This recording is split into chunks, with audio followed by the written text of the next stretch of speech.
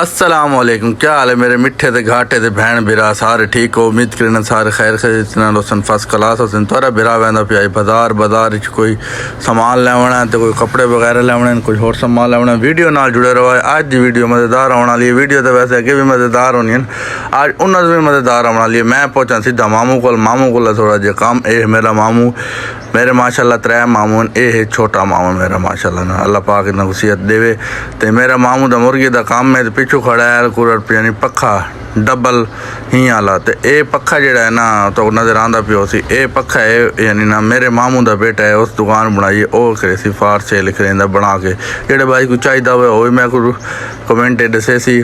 उस तो बाद एक पखा हूँ बंद की खड़े तो एक चलाई खड़े, क्योंकि हूँ तकरीबन 5 का टाइम थी पिया तो वाल धुपता यानी ना घाटे सोलर से चलता पिया। उस तो बाद जो मामू दिता मोबाइल, मामू आता मोबाइल जोड़ा ना एक इवें कर दे टना टन भी कोई भी बंदा मोबाइल हाथ लावे को हाथ लावे तो टाउन टाउन लावन लावन बोलन लाग वन। थोड़े बिरा एक इंदे ऐप डाउनलोड किया है।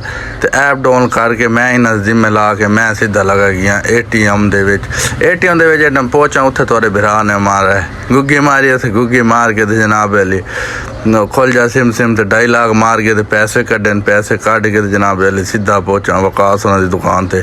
जो वकास होने दुकान से पहुंचा इतने आके रिठा सामान ये पल वाल फोन की खड़ा भी आके सामान लैवन। सामान फुल पी आया पी हर आइटम आई पई है। इस तो बाद बिरात और सामान क्योंकि पहला चक्कर है पहले तो उथाऊ लैंदा रही है या आर्डर से पहुँच जाता वाल बच्चों लिए आइटम देखभाल के लानी पौंदी है। ये शै अगे चलाई खड़े हूँ शै लिया नवीं ताकि बच्चे यानी खुश थी के ले आने।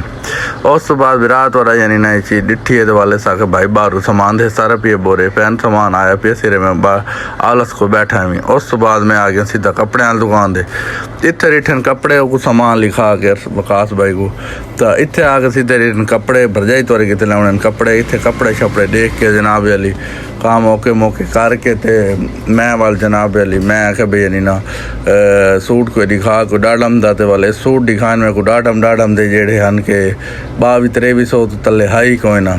इन्हें जो एक तोरे बिरा सूट पसंद किया तो बै याद पी आए भाई यानी ना लै मने तो 3 दिन बाद कल या परसों अब वैसी तो नवी शै लिया सी तू वाल लै उन्हें पैसे लेकिन तेरे मतलब दे नहीं है, क्योंकि उन्होंने हो सकता रंग मध्यम होने बाद लेकिन तू अच्छी चीज़ तेको देसूँ तू ओ लै उन्हें वाल तोरे बिरा एक सूट लिया तू एक सूट घेन के तो बै वाल आखे भाई चलो वाल लै वैसूँ इस सूट छूट गिद्दा तो वकास भाई दिलवाई सिफारिश लाने तो बाद सीधा वाल यानी ना आप पहुँचे हैं अगली दुकान पर। हाँ एक गल दसना तो बिरा तोरा भूल गया, क्योंकि इंदा अबू बैठा कौन है ये बैठा है निका। ये जनाब अली मैं कोई लैस 50 रुपये तक नहीं सी की पापा पक्का रही है उस भाई ये रेट दसे तो बिल्कुल मुनासिब दसे। तो हम एक कान नहीं घाट सकता सारी मजबूरी है। मैं करो डान भाई बै जेडे नहीं होंगे दूजे यार वो जेड़ा छोटा होंगे हाथ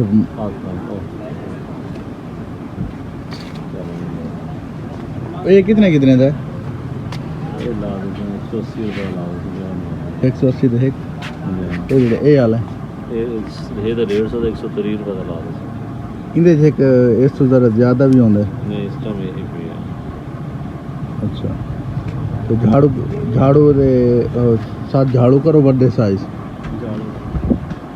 ठीक है। तो मैं उतो लैस वगैरह लेना है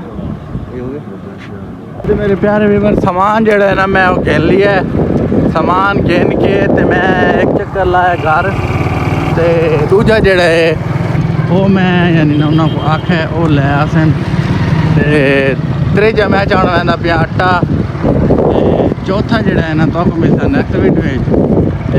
पंजवा जड़ा लाइक शेयर कमेंट लाजमी कर छोड़ा है क्योंकि इस तो बाद हम सामान लिया तो वाल तो पता ढेर सामान लेना बहुत ही याद आता है।